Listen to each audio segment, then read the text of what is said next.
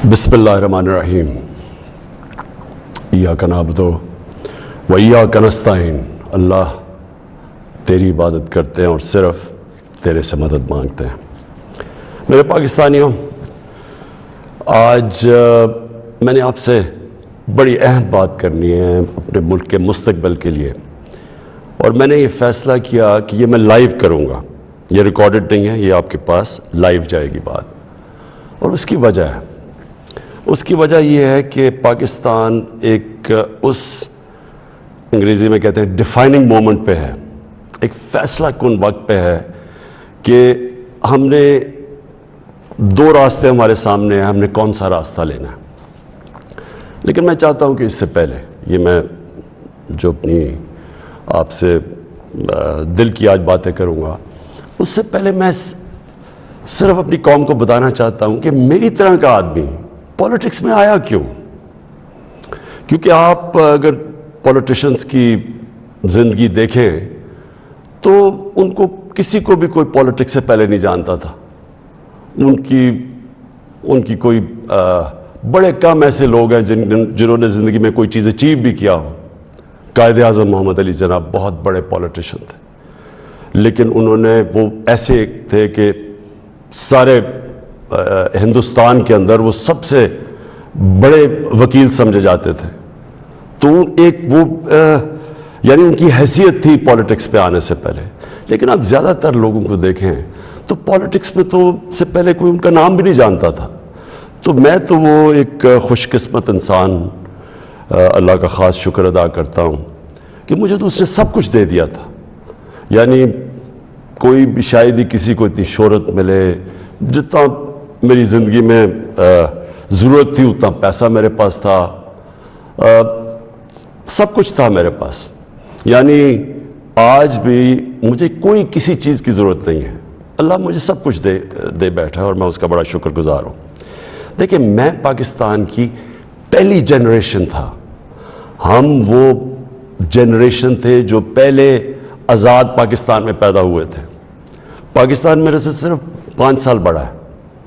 تو میرے ماں باپ جو تھے، میں بار بار لوگوں کو بتاتا ہوں، وہ ایک غلامی کے دور میں پیدا ہوئے تھے، وہ انگریز کے دور میں پیدا ہوئے تھے۔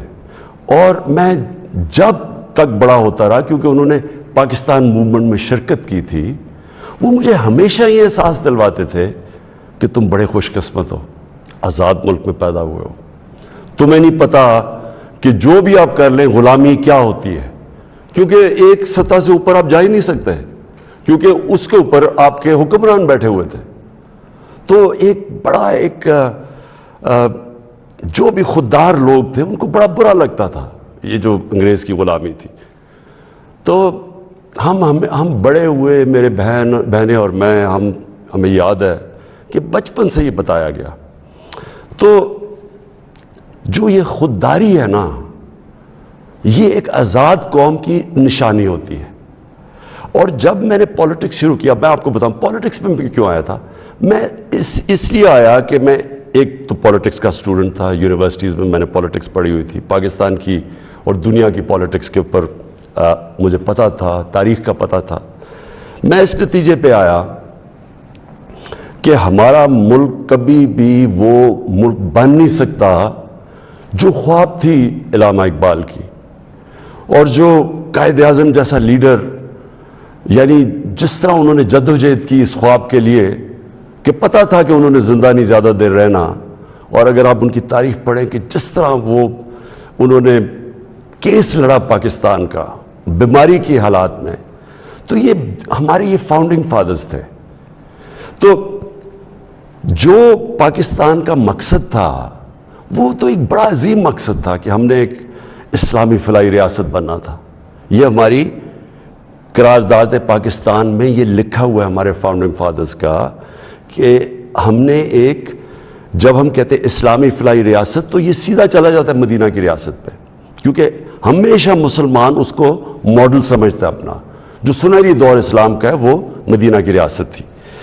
تو جب میں نے 25 سال پہلے پولیٹکس شروع کی تو میں نے اپنی جو ہمارے مینیفیسٹو تھے اس میں 3 چیزیں رکھی: انصاف، اور انصاف پھر میں کوالیفائی کر دوں، انصاف ہوتا یہ ہے کہ طاقتور اور کمزور کے لیے ایک قانون ہوتا ہے، اور جو نبی صلی اللہ علیہ وسلم نے کہا تھا کہ تمہارے سے پہلے بڑی قومیں تباہ ہوئیں، جدھر طاقتور چوری کرے تو اس کو سزا نہ ملے اور صرف کمزور چور، چھوٹا چور جیل میں جائے۔ انہوں نے کہا قومیں تباہ ہو جاتی ہیں۔ تو جس طرح حضرت علی رضی اللہ تعالیٰ نے کہا تھا کہ کفر کا نظام چل جائے گا لیکن ظلم اور ناانصافی کا نظام نہیں چل سکتا۔ تو یہ بیسس ہے ایک انصاف، اور دوسرا انسانیت، رحم ہوتا ہے ایک اسلامی ریاست میں، جو کہ مدینہ کی ریاست میں پہلی فلاحی ریاست بنائی گئی تھی، جو میں بار بار لوگوں کو کہتا ہوں۔ تو یہ میرے دو ایمز تھے، اور تیسرا تھا خودداری۔ ایک مسلمان قوم غلام قوم نہیں بن سکتی۔ جس قوم کا نعرہ تھا پاکستان کا مطلب کیا، لا الہ الا اللہ، لا الہ الا اللہ کا تو مطلب ہی ہے کہ سوائے اللہ کے آپ کسی کے سامنے نہیں جھکتے، وہ شرک ہے۔ سب سے بری چیز اللہ کو لگتی ہے کہ جب آپ کسی کو بھی اللہ کی جگہ پہ رکھتے ہیں۔ تو یہ غلامی جو ہوتی ہے، یہ جب آپ کسی کی بھی پیسے کی غلامی، خوف کی غلامی، یہ سب شرک ہے، کیونکہ لا الہ الا اللہ انسان کو آزاد کرتا ہے۔ یہ تین تھے میرے آج سے 25 سال پہلے۔ آپ دیکھیں کہ میں مینیفیسٹو میں یہ تین چیزیں لکھی تھی۔ مجھے لوگ کہتے ہیں عمران صاحب آپ اسلام کا نام استعمال کرتے ہیں۔ میں اگر میرے میں اللہ ایمان نہ ڈالتا، میں پولیٹکس میں کیوں آتا؟ جس آدمی کے پاس سب کچھ ہے، مجھے یہ بتائے وہ اپنی زندگی کے 22 سال خرچ کرے گا ایک سٹرگل میں، اور 14 سال تو تھوڑے سے لوگوں کے ساتھ تھا، 14 سال تو مذاق اڑتا تھا میرا، تو میں کیوں پولیٹکس میں اتنی دیر کوشش کی جس کے پاس سب کچھ تھا؟ مجھے اتنے لوگوں نے کہا کہ عمران صاحب آپ کو ضرورت کیا تھی پولیٹکس کی؟ میں یہ سچ آپ کو بتا رہا ہوں، بار بار مجھے لوگ کہتے ہیں آپ کو پولیٹکس میں آنے کی کیا ضرورت تھی؟ یعنی صرف آپ کو ضرورت ہی ہو تو آپ پولیٹکس میں آئیں، آپ کوئی نظریے کے لیے نہ آئیں، کوئی آپ کی بڑی ایمبیشن نہ ہو۔ ایک میں اپنے سارے جو، اور خاص طور پہ میں چاہتا ہوں میرے جو نوجوان ہیں وہ آج میرا بڑا غور سے سنے جو میں نے آپ سے بات کرنی ہے۔ دیکھیں، ایک مولانا رومی کی ایک سینگ ہے۔ مولانا رومی کہتے ہیں کہ جب اللہ نے آپ کو پر دیے ہیں تو آپ کیوں چونٹیوں کی طرح زمین پہ رینگ رہے ہیں؟ اس کا مطلب یہ ہے کہ اللہ نے ہمیں اشرف المخلوقات بنایا ہے، سب سے بڑی مخلوق، فرشتوں سے اوپر درجہ دیا ہمیں۔ فرشتوں کو کہا انسان کے سامنے جھکو، اور شیطان کو اس لیے نکالا گیا، وہ عبادت بڑی کرتا تھا، اس نے ان کا حکم نہیں مانا، اس میں تکبر تھا، اس نے کہا میں نہیں جھکتا۔ اللہ نے ہمیں پر دیے ہیں۔ مسئلہ ہمارا یہ ہے کہ ہم، کیونکہ ہمارے میں ایمان کی کمی ہوتی ہے، کیونکہ ہم اور خداؤں کی پوجا کرتے ہیں، جو سب سے بڑا جو شرک ہے وہ پیسے کی پوجا کرتے ہیں، خوف کی پوجا کی، جو وہ بڑی سپر پاور ہے، اور اگر ہم نے یہ نہ کیا تو ہم تباہ ہو جائیں گے۔ یہ خوف کا پوت ہے۔ ہم انسان چونٹیوں کی طرح رینگتا رہتا ہے۔ تو پاکستان، میں نے اس کی اونچ نیچ دیکھی ہے۔ ہم نے شروع میں، ہم چھوٹے تھے، ہمیں یاد ہے جب پاکستان ایک تیزی سے اوپر جا رہا تھا، ہماری مثالیں دی جاتی تھیں۔ میں جب سکول میں تھا پاکستان کی مثال دی جاتی تھی، یہ ساؤتھ کوریا پاکستان آیا تھا سیکھنے کے لیے کہ کیسے آگے بڑھا ہے۔ ملیشیا کے شہزادے میرے ساتھ سکول میں پڑھتے تھے، یہاں سیکھنے آتے تھے۔ سارا مڈل ایسٹ سے لوگ یہاں پاکستان کی یونیورسٹیز میں آتے تھے، ہم اوپر جا رہے تھے، ہمارا ماڈل لوگ دیکھتے تھے، مثال دی جاتی تھی۔ میں نے اس کو نیچے آتے دیکھا، اور میں نے اس کو ذلیل ہوتے دیکھا اپنے ملک کو، اور میں اس کے اوپر ابھی آتا ہوں کیونکہ جو میرے والد تھے، مجھے یاد ہے اپنے آخری دنوں میں جو ہمارے پر یہ وار آن ٹیرر کے اندر جس طرح کی پاکستانیوں کو ذلت ملی، پاکستانیوں کو میں خاص طور پہ کہہ رہا ہوں، لیکن اوور آل اسلاموفوبیا بھی تھا، لیکن پاکستانیوں کو ذلت ملی۔ تو میں جو آج آپ سے بات کرنا چاہتا ہوں یہ کہ دیکھیں، اللہ نے جو ہمارے اندر اتنی صلاحیتیں دی ہیں اشرف اس کی عظیم مخلوق پہ، لیکن اسے کنڈیشن لگائی ہوئی ہے۔ اس نے کہا ہے کہ تم نے اگر اوپر اڑنا ہے نا، جو اقبال نے اپنا شاہین کا کانسیپٹ دیا ہے کہ شاہین کیسے اقبال کا تھا، وہ تب اوپر جاتا ہے جب وہ ریزسٹنس کے سامنے کھڑا ہوتا ہے، جب وہ مقابلہ کرتا ہے، جب وہ اپنے آپ کو مشکل وقت سے گزارتا ہے۔ ہم نماز میں صرف ایک ہی چیز مانگتے ہیں جب 5 وقت کی نماز پڑھتے ہیں کہ اللہ ان کے راستے پہ لگا جن کو نعمتیں بخشیں، ان کے نہیں جو اپنے تباہی کے راستے پہ چلے گئے۔ تو جو نعمتیں بخشیں، اور وہ نبی صلی اللہ علیہ وسلم اللہ کے حبیب تھے سب سے زیادہ، تو ان کو نعمتیں بخشیں، تو ان کا آسان راستہ نہیں تھا، لیکن ان کی عظمت کا راستہ تھا۔ میں اس لیے پاکستان کے اندر سیرت نبی اپنے بچوں کو پڑھانا چاہتا ہوں۔ کیوں نبی کی سیرت پڑھیں؟ کیونکہ وہ دنیا کی تاریخ میں سب سے عظیم انسان وہ تھے، تو ان کے راستے پہ اللہ کیوں ہمیں کہتا ہے چلو؟ کیونکہ وہ عظمت کا انسان کا راستہ ہے۔ ہم پکڑ لیتے ہیں دوسرا راستہ جو ہم سمجھتے ہیں کہ بڑا آسان راستہ ہے۔ اچھا جی، وہ فلانا نے حکم دے دیا، ہم تباہ ہو جائیں گے، اگر اس نے وہ فلانا ملک ناراض ہو گیا تو ہمارا یہ ہو جائے گا۔ ہم رینگ رہے ہیں زمین کے اوپر، ہم چونٹیوں کی طرح رینگ رہے ہیں۔ تو میں سب سے پہلے کہ جب میں نے 25 سال پولیٹکس شروع کی تو میں نے کبھی، آپ میری کوئی سٹیٹمنٹ پڑھ لیں، میں نے ہمیشہ ایک چیز کہی، نہ میں کبھی کسی کے سامنے جھکوں گا اور نہ اپنی قوم کو کسی کے سامنے جھکنے دوں گا، یعنی اپنی قوم کو کسی کی غلامی نہیں کرنے دوں گا۔ یہ 25 سال کوئی میری سٹیٹمنٹس ابھی آپ دیکھ لیں، کوئی پرانی میری ویڈیوز ہیں، کبھی اس سے پیچھے نہیں ہٹا میں۔ جب میں اقتدار مجھے ملا تو میں نے تب فیصلہ کیا کہ ہماری فورن پالیسی آزاد ہوگی۔ آزاد فورن پالیسی کا مطلب ہوتا ہے کہ وہ فورن پالیسی جو پاکستانیوں کے لیے ہوگی، ہمارے مفادات کے لیے ہوگی۔ اس کا قطعی یہ مطلب نہیں ہے کہ ہم کسی سے دشمنی کریں گے، ہم کسی کو کے خلاف ہوں گے، ہم کوئی اینٹی امریکن ہوں گے یا اینٹی انڈیا ہوگا یا اینٹی یورپین ہوں گے۔ میں تو سب سے پہلے، میں وہ پاکستانی ہوں سب سے زیادہ ہندوستان کے اندر جو جانتے تھے اور جو رسپیکٹ اور میری دوستیاں تھیں، وہ میں پاکستانی تھا کرکٹ کی وجہ سے۔ میں امریکہ کو بڑی اچھی طرح جانتا ہوں، ان کے پولیٹیشنز، ان کے لوگوں کو جانتا ہوں۔ انگلینڈ کو تو آپ اس طرح کہ میرا دوسرا گھر تھا ایک وقت، تو میں تو جانتا ہوں۔ میں نے کبھی یہ نہیں، کبھی کسی بھی انسانی معاشرے میں کبھی اس کے خلاف ہو ہی نہیں سکتا۔ ہاں، ہم ان کے اندر جو ان کی غلط پالیسیز ہے اس کی میں تنقید کرتا ہوں۔ میں نے جب پاکستان نے شرکت کی وار آن ٹیرر میں، یعنی جب جنرل مشرف ہمیں امریکہ کی جنگ میں لے کے گئے، میں اس میٹنگ میں تھا، میں اس کمرے میں تھا، اسی کمرے کے اندر سارے پولیٹیشنز بیٹھے ہوئے تھے، جس کے اندر ہیڈز آف پارٹیز بلائے تھے، جس طرح باقی بھی تھے، میں بھی تھا۔ اسی کمرے کے اندر ہمیں کہا گیا کہ جی اگر ہم نے امریکہ کی حمایت نہ کی تو انگریزی کا لفظ وونڈڈ بیئر کی طرح ہے، ایک زخمی ریچھ کی طرح ہے، وہ ہمیں نہ غصے میں شاید ہمیں نہ مار دے۔ اور مجھے یاد ہے میں نے بار بار میڈیا پہ، پارلیمنٹ میں، ہر جگہ میں نے کہا کہ ہمارا اس جنگ سے کوئی لینا دینا نہیں تھا، 9/11 میں کوئی پاکستانی ملوث نہیں تھا۔ ہمیں کیا ضرورت ہے کہ ہم اپنے ملک کو کسی کی جنگ میں لے جائیں؟ ہاں، ہم ان کی مدد کریں، اگر ان کے ملک میں دہشت گردی ہوئی ہے، ہم دہشت گردی کے خلاف ہیں، ہمیں ان کی مدد کرنی چاہیے۔ لیکن کیا اس کا مطلب یہ ہے کہ ہم پاکستانیوں کو قربان کر دیں کسی کی جنگ میں؟ اور پھر ہم نے غلطی کیا کی؟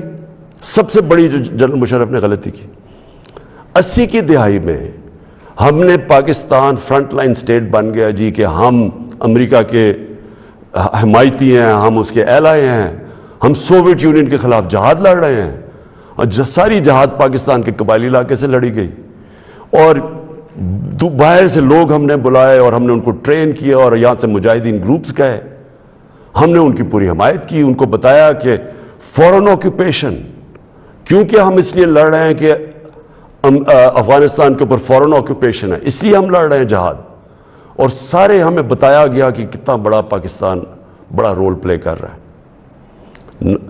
جیسے ہی وہ جہاد ختم ہوتی ہے،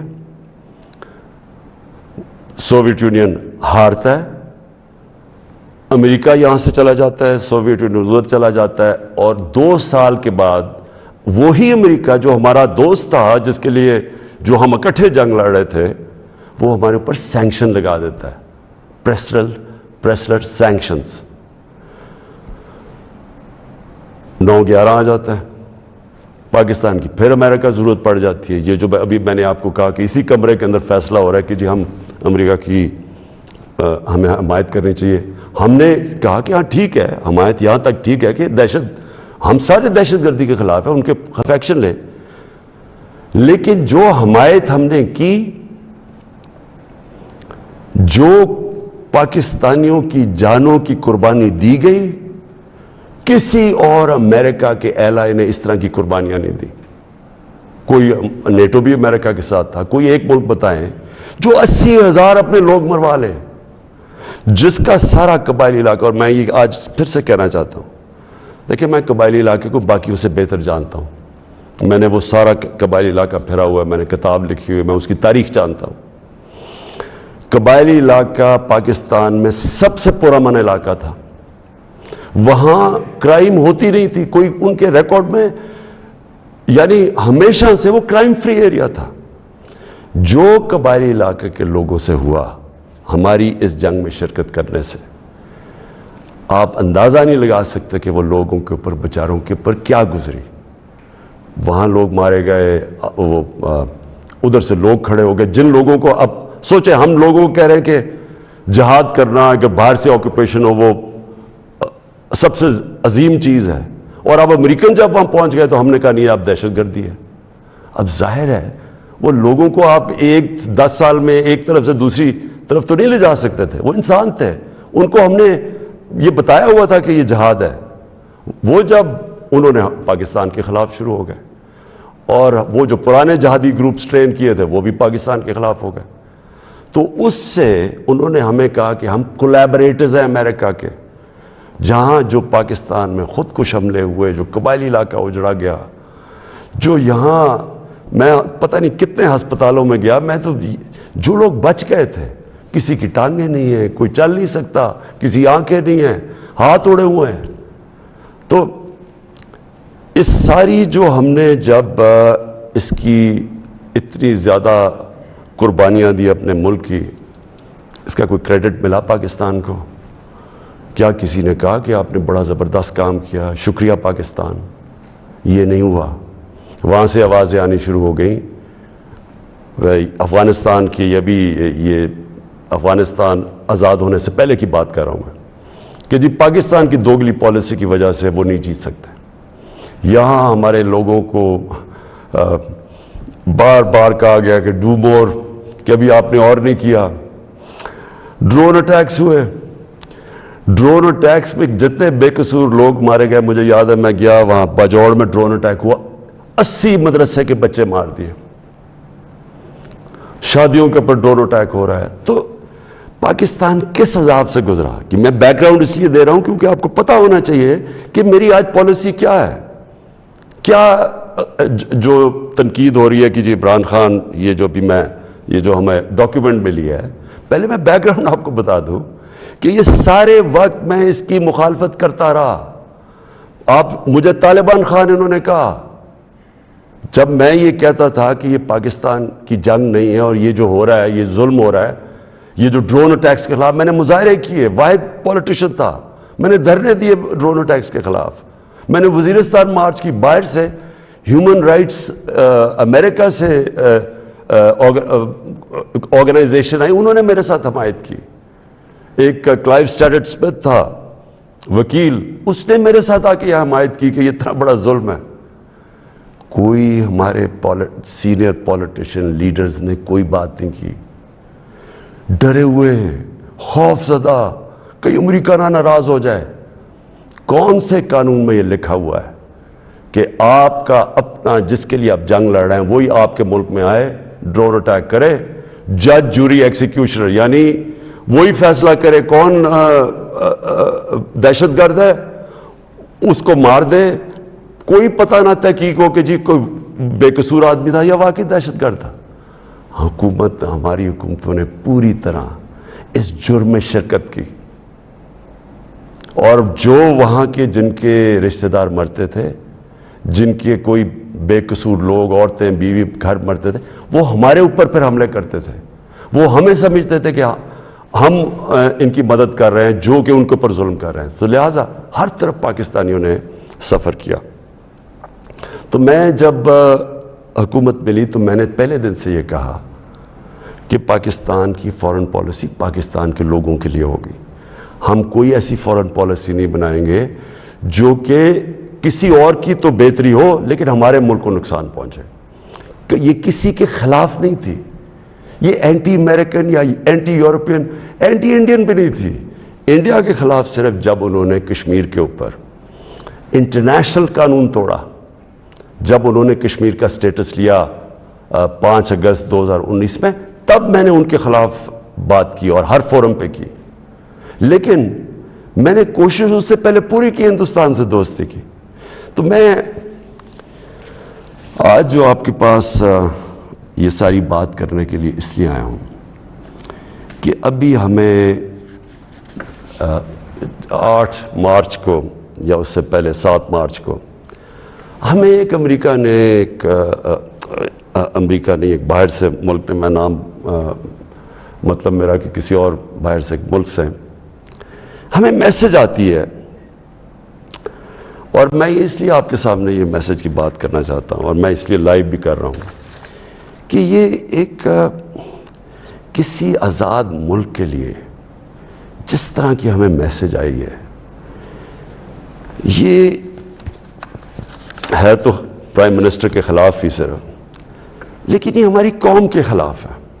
مجھے جو اس سے سب سے زیادہ تکلیف ہے وہ یہ نہیں ہے کہ یہ اس میسج میں واضح یہ لکھا ہوا ہے کہ جناب اگر یہ جو عدم اعتماد, اور ان کو پہلے سے پتا تھا, ابھی اعتماد یا درج نہیں ہوئی تھی, ان کو پہلے سے پتا چل گیا کہ عدم اعتماد کی آ رہی ہے پاکستان کے اندر, یہ اپوزیشن رکھنے لگی ہے. تو اس کا مطلب کہ یہ جو ہو رہا تھا یہ پہلے سے ہی ان کے باہر کی لوگوں سے رابطے تھے. اچھا, اس میں پھر مزیدار چیز یہ ہے کہ وہ یہ پاکستان کی قیادت یا پاکستان کی گورنمنٹ کے خلاف نہیں ہے, وہ صرف عمران خان کے لیے. وہ یہ کہتے ہیں کہ ہمیں, اور ایک بہانہ مارتے ہیں کہ ہمیں کیوں غصہ پاکستان پہ, لیکن کہتے ہیں کہ وہ غصہ تب بالکل ٹھیک ہو جائے گا, ہم معاف کر دیں گے پاکستان کو اگر عمران خان یہ عدم اعتماد کی یہ ہار جاتا ہے. یعنی اگر عمران خان چلا جاتا ہے تو پاکستان کو معاف کر دیتے ہیں, لیکن اگر یہ عمران خان کے خلاف فیل ہو جاتی ہے تو پھر پاکستان کو ایک مشکل وقت کا سامنا کرنا پڑے گا. دیکھیں, جو پھر سے میں یہ کہتا ہوں کہ ایک الیکٹڈ پرائم منسٹر کے خلاف کوئی بھی دوسرا ملک یہ اس طرح, اور یہ ریکارڈڈ ہے, یہ میں آپ کو یہ بتا دوں کہ یہ نہیں کہ یہ میں دیکھ رہا ہوں کئی میڈیا کے لوگ اس کو کور کرنے کی کوشش کر رہے ہیں کہ جی نہیں وہ ایسا نہیں تو فلانا نہیں تو وہ پتہ نہیں, یہ نہیں, یہ آفیشیل ڈاکیومنٹ ہے جو گورنمنٹ آف پاکستان کو, ہمارے ریپرزینٹیٹیو امبیسڈر کو نوٹس لے رہے تھے لوگ, جس میں یہ کہا گیا, اور یہ کہا بیسکلی یہ کہا گیا کہ اگر عمران خان رہتا ہے وزیر اعظم تو ہم آپ کے ساتھ ہمارے آپ تعلقات بھی خراب ہو جائیں گے اور آپ کو مشکلوں کا سامنا کرنا پڑے گا. تو میرا سب سے اپنی قوم سے آج یہ سوال ہے کہ کیا یہ ہماری حیثیت ہے, 22 کروڑ کی ہم قوم ہیں, کہ ہمیں ایک کوئی باہر کا ملک, اور کوئی وجہ بھی نہیں بتا رہا, کوئی اس میں کوئی وجہ نہیں, بس یہ کوئی ایک چیز بتا دی کہ جی وہ عمران خان نے اکیلا کو فیصلہ کیا روس جانے کا, حالانکہ جب رشیا جانے کا فیصلہ تھا اس کے اندر ہماری ساری فارن آفس کی پوری مشاورت تھی, ہماری ساری عسکری قیادت کی مشاورت پوری تھی. میں نے بلکہ فارن سیکرٹریز کو اسی کمرے میں بلایا جو پرانے ریٹائرڈ تھے, ان سے ہم مشاورت کر کے گئے. لیکن اس کے اندر لکھا ہوا ہے کہ نہیں, صرف وہ ہمارا ایمبیسڈر ان کو بتا رہا ہے کہ نہیں یہ مشاورت سے, اس نے کہا نہیں یہ صرف عمران خان کی وجہ سے گیا. اور پھر انہوں نے یہ جو باقی لکھا کہ اگر جب تک وہ ہے تو ہمارے تعلقات اچھے نہیں ہو سکتے. اب میرا سوال یہ ہے کہ وہ اصل میں یہ کہہ رہے ہیں کہ یہ جب جائے گا تو جو باقی جو آئیں گے واپس, جو دوسرے عمران خان کی جگہ آئیں گے, ان سے ہمیں کوئی مسئلہ نہیں ہے. تو میں اصل اپنی قوم کے سامنے یہ چیز رکھنا چاہتا ہوں. میرا یہ جو آج آپ سے بات چیت کرنے کا ہے یہ تو نہیں ہے کہ کوئی باہر سے ایک ملک چلے یہ کہہ دے کہ ہاں جی ہمیں نہیں پسند آپ کی فورن پالیسی, پتہ نہیں کوئی وجہ کیا بتا رہا ہے کہ جی آپ روس چلے گئے, وہ تو اور یورپین لیڈرز بھی روس چلے گئے تھے, لیکن خاص پاکستان کو کہ آپ کیوں چلے گئے ہیں, جس طرح کہ ہم کوئی ان کے نوکر ہیں. لیکن جو اس میں سب سے ڈسٹربنگ چیز کیا ہے کہ ان کے رابطے ان لوگوں سے ہیں جن کے ذریعے یہ ساری سازش ہوئی ہے, جو یہاں بیٹھے ہوئے ہیں. اور یہاں کون بیٹھے ہوئے ہیں؟ 3 اسٹوجز. اسٹوجز کا مطلب ہوتا ہے جو کہ بڑے وفادار غلام ہوتے ہیں. یہ وہ لوگ ہیں. اب یہ ذرا سن لیں کہ یہ چاہ کیا رہے ہیں. یہ چاہ یہ رہے ہیں کہ عمران خان جائے, لیکن اگر یہ آ جائیں واپس, یہ جو ابھی جنہوں نے عدم اعتماد کیا ہوا ہے, تو پھر سب ٹھیک ہو جائے گا. تو سب سے پہلا میرا سوال یہ ہے کہ کیا یہ اپنے ملک کے اندر اجازت دیں گے کسی کو قیادت میں آنے کے لیے جن کے اوپر نیب کے کیسز ہوں, جن کے اوپر اربوں روپے کے کیسز ان کی عدالتوں میں ہوں, وہ جو کہ ایک مجرم ڈکلیئر کر دیا گیا پاکستان کی عدالت نے, جو کہ جھوٹ بول کے بھاگا ہوا ہے.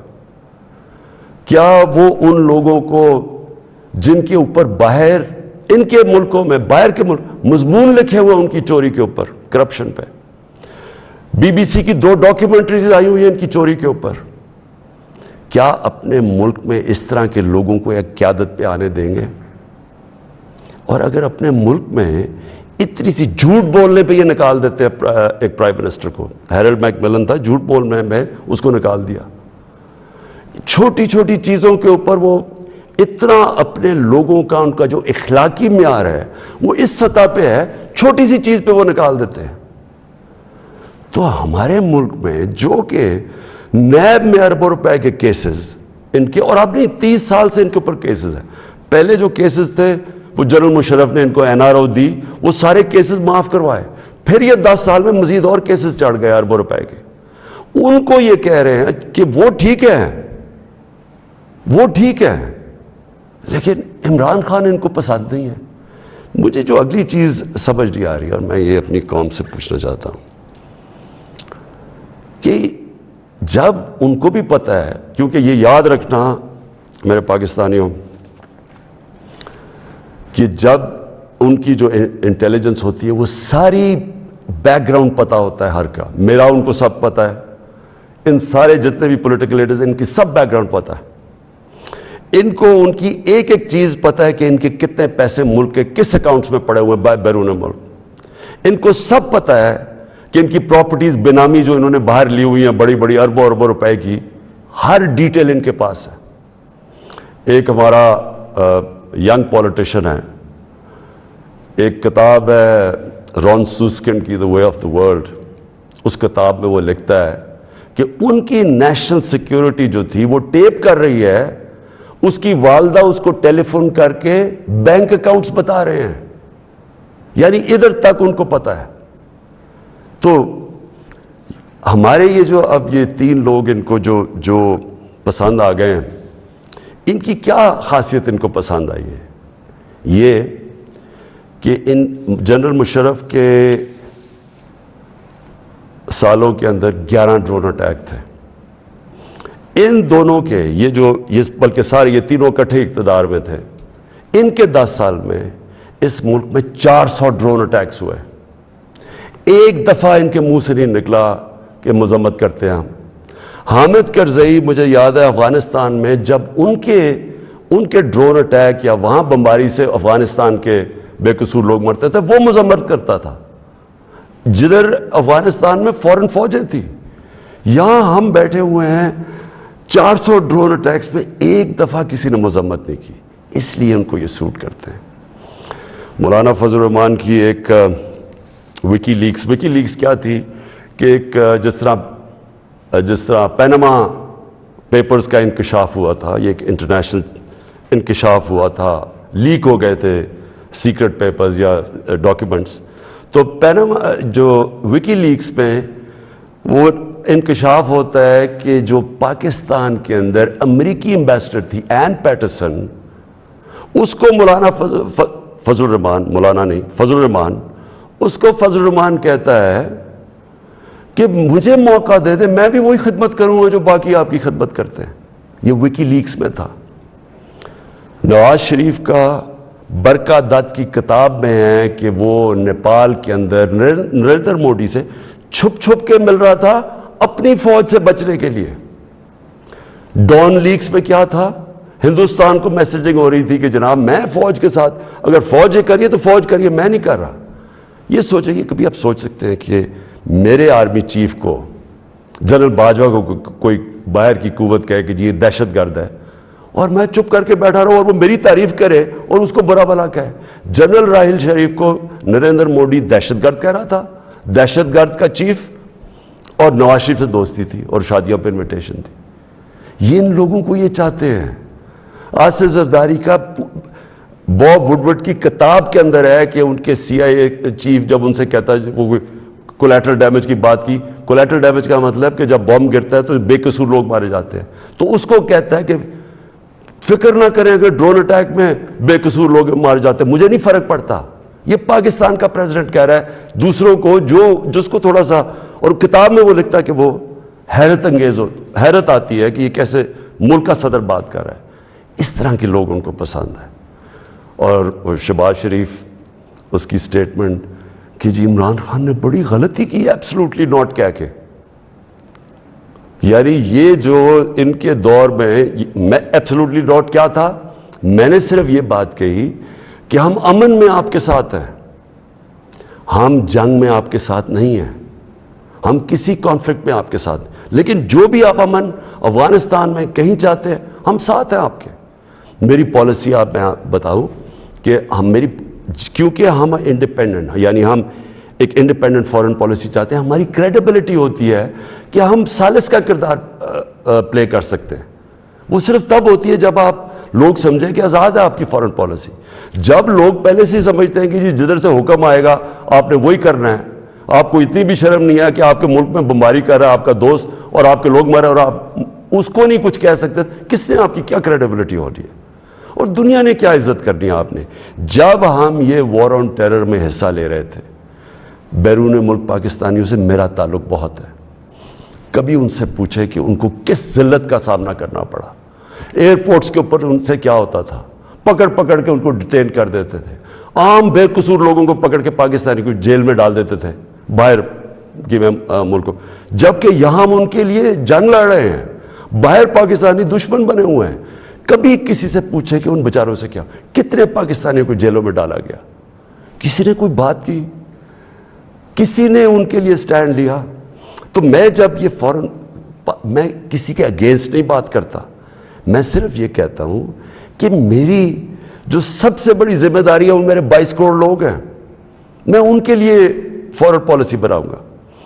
تو یہ جو شہباز شریف کہتے ہیں ایبسلوٹلی ناٹ، میں نے نہیں کہنا تھا، کیونکہ آپ کا تو پاور میں آنے میں مقصد ہی کچھ اور ہے. آپ نے کب پاکستانیوں کے لیے سٹینڈ لیا؟ بتائیں کتنی دفعہ یہ جب بمباری ہو رہی تھی آپ کے منہ سے آواز نکلی، اور آپ کے بھائی صاحب کبھی بات کر ہی نہیں سکتے کیونکہ آپ کے سارے جو اربوں روپے سب پتہ ہے ان کو کدھر پڑے ہوئے ہیں. اور دوسری چیز یہ کہا کہ جی یہ جو ڈاکیومنٹ ہے یہ ٹھیک ہی نہیں ہے، اگر یہ ٹھیک ہو جاتی تو آپ ہمارے ساتھ آ جاتے. تو آج نیشنل سیکیورٹی پارلیمنٹ کی کمیٹی کے اندر جب رکھی گئی، کیوں نہیں آپ نے آ کے دیکھی؟ ہم نے یہ ڈاکیومنٹ، پہلے لوگوں نے کہا کہ نہیں جی یہ ٹھیک نہیں ہے، مذاق اڑایا گیا، جی جعلی ہے. پہلے میں نے کیبنٹ میں رکھی، ساری کیبنٹ کو بتایا گیا، منٹس کیبنٹس کے بنے کیونکہ سب سے ٹاپ فورم پاکستان کا وہ ہے. اس کے بعد نیشنل سیکیورٹی کونسل کی میٹنگ کی، میں نے سارے اپنے سروس چیف سب کے سامنے رکھی وہ ڈاکیومنٹ. اس کے بعد یہ پارلیمنٹ کی کمیٹی کے اندر لے کے گیا اور سینئر جرنلسٹ کو ہم نے بتایا، صرف یہ کہنے کے لیے کہ یہ کوئی ڈاکیومنٹ کوئی پبلک کو یعنی اکسانے کی بات نہیں ہے. یہ جو میں نے آپ کو بتایا اس سے زیادہ یہ خوفناک اس میں چیزیں اس ڈاکیومنٹ کے اندر. میں اب آخری بات پہ آنے لگا ہوں، اور وہ یہ ہے کہ ہماری اب سنڈے کو ووٹ دی جائے گی. اس سنڈے کو اس ملک کا فیصلہ ہونے لگا کہ یہ ملک کس طرف اب جائے گا. کیا وہی غلامانہ پالیسی، کرپٹ لوگ جن کے اوپر 30 سال سے کرپشن کے کیسز ہیں، نیب میں ان کے کیسز پڑے ہیں. بدقسمتی سے کوئی اور ملک ہوتا جس کے اندر یہ انصاف کا نظام زیادہ طاقتور کو قانون کے نیچے لانے جن کی صلاحیت ہے، اور جو بھی خوشحال ملک ہیں دنیا میں، جو بھی جدھر ملک میں جن ملکوں کے اندر غربت نہیں ہے، خوشحالی ہے، جو پروگریس کر چکے ہیں، ترقی یافتہ ملک ہیں، ان سارے ملکوں کی ایک چیز آپ کو کامن ملے گی کہ طاقتور مجرم کو ان کی صلاحیت ہوتی ہے قانون کے نیچے لانے کی. ہمارا ابھی تک انصاف کے نظام میں وہ صلاحیت نہیں ہے. یہ ہماری بڑی بدقسمتی ہے کہ اربوں روپے کے ان کے پاس کیسز ہیں، کچھ نہیں ہو رہا. تو کیا قوم ان کو پھر جو 30 سال سے کہہ رہے ہیں، اچھا کہہ رہے جی عمران خان نے ملک بڑا خراب، آج کیوں یہ سارا کر رہے ڈرامہ؟ عمران خان نے ملک خراب کر دیا. عمران خان تو ابھی 3.5 سال ہوئے ہیں، 30 سال سے تو آپ باریاں لے رہے ہیں اس ملک کے اوپر. تو یہ اگر ملک خراب تھا، یہ اگر حالات برے تھے تو یہ کیا 3.5 سال میں ہو گئے ہیں؟ اور میں چیلنج کرتا ہوں کہ 3.5 سال میں جو ہم نے کیا ہے کسی بھی فورم، انڈیپینڈنٹ ماہرین کو آپ بٹھائیں، ان سے پوچھیں، میں چیلنج کرتا ہوں کہ 3.5 سال میں جو پاکستان میں ہوا ہے کہ ان کے کسی دور میں نہیں ہوا. تو یہ جو اب سارے اکٹھے ہیں، یہ اب قوم نے فیصلہ کرنا ہے کہ کیا یہ جو ووٹ ہونی ہے سنڈے کو، اس میں کون کدھر جائے گا. مجھے لوگوں نے، کسی نے کہا جی وہ عمران خان آپ ریزائن کر دیں. میں ریزائن کر دوں؟ میں جو میرے ساتھ کرکٹ کھیلتے تھے وہ ساری دنیا 20 سال جو میں کھیلی ہے، آخری گیند تک میں مقابلہ کرتا ہوں. میں کبھی ہار زندگی میں نہیں مانی. میں تو ووٹ کا جو بھی رزلٹ ہو جائے، آپ دیکھیں گے کہ میں تو اس کے بعد اور زیادہ تکڑا ہو کے سامنے آؤں گا جو بھی رزلٹ ہو. لیکن میں یہ دیکھنا چاہتا ہوں، اس دن یہ میں چاہتا ہوں میری ساری قوم دیکھے کہ کون جا کے اپنے ضمیر کا سودا کرے گا وہاں. اگر کوئی یہ کسی کو کہنے کی کوشش کر رہا ہے نا کہ جی ہمیں ایک دم پتہ چلا کہ عمران خان تو یہ تو بہت ہی نااہل یا برا تھا، آپ کو ریزائن کرنا چاہیے تھا. ہم جمہوریت کے اندر لوگ ریزائن کرتے ہیں. لوگ تب نہیں کرتے کہ جب آپ دیکھیں کہ 20-25 کروڑ روپے آپ کو آفر ہو رہا ہے اور آپ چلے جائیں، اور وہ پیسہ جو پہلی چوری کا پیسہ جس سے خریدا جا رہا ہے لوگوں کو، ساری قوم کے سامنے یہ ہو رہا ہے. وہ جگہ بنی ہوئی ہے جدھر میریٹ کے اندر یا سندھ ہاؤس کے اندر یہ تماشا چل رہا ہے ساری قوم کے سامنے. میں تو یہ پوچھنا چاہتا ہوں کہ ہمارے نوجوانوں کو ہم آج کیا سبق دے رہے ہیں؟ ہم کیا ان کو بتا رہے ہیں کہ یہ ہمارے جو پبلک ریپریزنٹیٹیو ہیں ان کی قیمتیں لگی ہوئی ہیں؟ یہ ساری قوم کے سامنے ہو رہا ہے. یہ کوئی چھپی بات نہیں ہے. آپ الٹا بھی لٹک جائیں، کوئی یہ نہیں مانے گا کہ ان 3 لوگوں کے پاس کوئی اس لیے جا رہا ہے کہ یہ تو بڑے کوئی نظریاتی لوگ ہیں. کوئی نہیں ماننے لگا کہ یا آصف زرداری یا شہباز شریف، نواز شریف یا فضل الرحمانی کوئی نظریاتی لوگ ہیں. سب ان کو جانتے ہیں. صرف انہوں نے جو اپنے خلاف سٹیٹمنٹس دی ہوئی ہیں وہ 20 سال ذرا دیکھ لیں تو آپ سمجھ جائیں گے کہ یہ کوئی نظریاتی نہیں ہو رہا. یہ صرف اور صرف ضمیروں کا سودا ہو رہا ہے. یہ اپنے ملک کا سودا ہو رہا ہے. یہ اپنے ملک کی ساورنٹی کا سودا ہو رہا ہے. اور یہ جو ہوگا، میں ابھی بھی لوگوں کو کیونکہ مجھے ابھی بھی امید ہے کہ جو ہمارے لوگ اپنا سودا کر کے وہاں بیٹھے ہوئے ہیں، میں ابھی بھی آپ سے یہ کہتا ہوں کہ ہمیشہ کے لیے یہ آپ کے اوپر ایک مور لگنے لگی ہے. یہ نہ لوگوں نے آپ کو معاف کرنا ہے، نہ لوگوں نے آپ کو بھولنا ہے. نہ آپ کی اس بات کو معاف کرنا ہے، بھولنا ہے، نہ جو لوگ آپ کو ہینڈل کر رہے ہیں نہ ان کو معاف کرنا ہے اور بھولنا ہے لوگوں نے. یہ ہمیشہ کے لیے لوگ یاد رکھیں گے کہ آپ نے اپنے ملک کا سودا کیا. ایک بیرون ملک سازش جو یہاں لوگوں کے ساتھ مل کے ایک وہ گورنمنٹ جس کی آزاد فورن پالیسی تھی اس کو گرانے کی کوشش کی گئی. یہ کوئی آپ کو معاف نہیں کرے گا.